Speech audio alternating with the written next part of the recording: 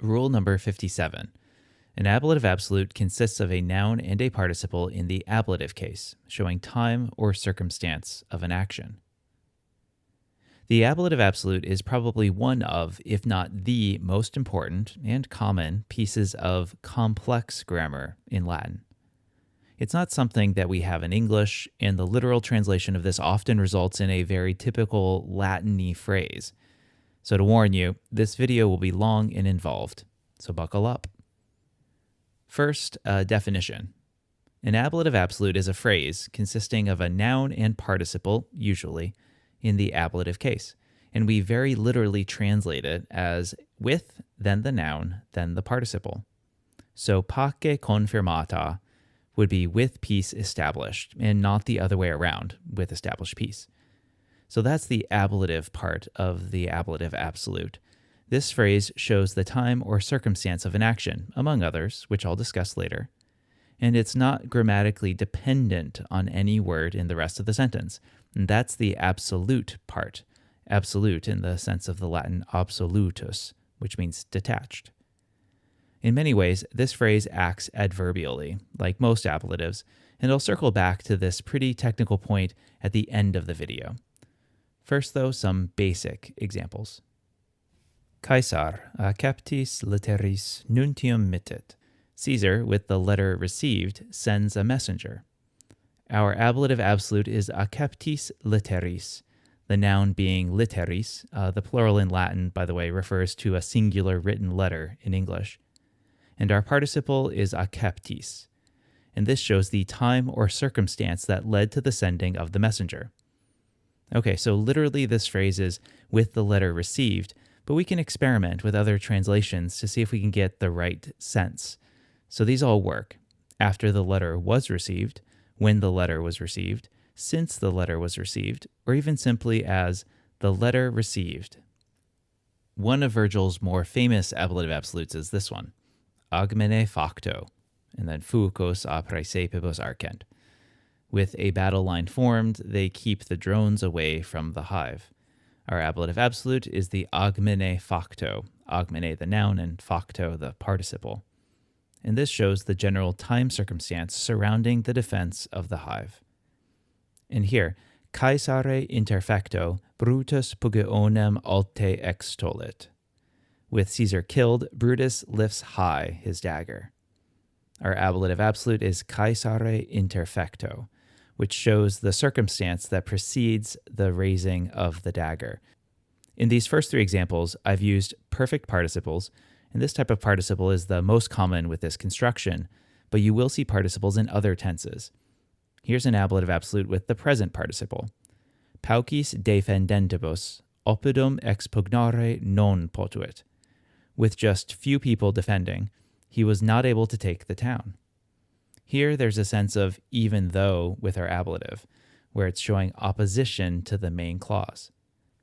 We don't even need a participle. Sometimes you'll find an ablative absolute with a second noun or an adjective. So the common way in Latin prose to illustrate the year is with the names of the consuls for that year in an ablative absolute. Thus, Orgetorix Marco Messala Marco Pisone consulibus coniurationem fecit. Literally, with Marcus Messala and Marcus Piso being consuls, Orgetorix made a conspiracy. But we could much better and more simply translate this as when Messala and Piso were consuls, or in the consulship of Messala and Piso. You'll notice that there's no et, meaning and, in this ablative absolute, and that's pretty common.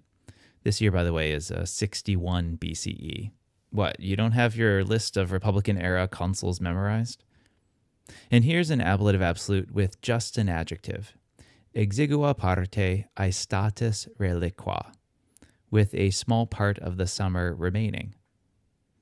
These constructions without a participle exist because we really want to use being, which doesn't exist in Latin, so there is no present participle of esse. And so we just understand the being, with Piso being consul, or with a small part of summer being left. Sometimes we see a participle or adjective used as an adverb without an accompanying noun, and this is an extension of the ablative absolute. So consulto is deliberately or purposely. even if its literal translation is with consultation having taken place. Virgil uses libato to mean after a libation has been made, and the adjective sereno means with it being clear, or less literally, under a clear sky. These are effectively adverbs and even make their way into dictionaries as such, like falso, with deception having taken place, even if the adverb falsely is so much easier. It's almost always the case that the noun in the ablative absolute is not referred to elsewhere in the sentence. So with urbe capta, domum reduco exercitum, with the city captured, I am leading my army home, the city isn't playing an important part in the rest of the sentence.